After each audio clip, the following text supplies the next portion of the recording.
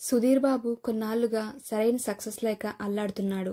అతనెంతో ఇష్టపడి చేసిన హంట్, మామ మచ్చింద్ర తీవ్రంగా నిరాశపరిచాయి. దీంతో ఎలాగైనా హిట్ కొట్టాలన్న తలంపుతో హరోం హరా చేశాడు.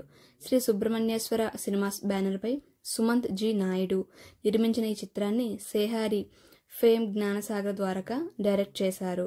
జూన్ 14న మన ముందుకు తీసుకొచ్చారు మైత్రి మూవీ మేకర్స్.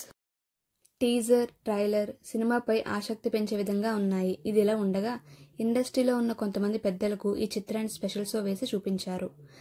వారి టాక్ ప్రకారం హరోం హరా సినిమా ఫస్ట్ హాఫ్ చాలా బాగుందట.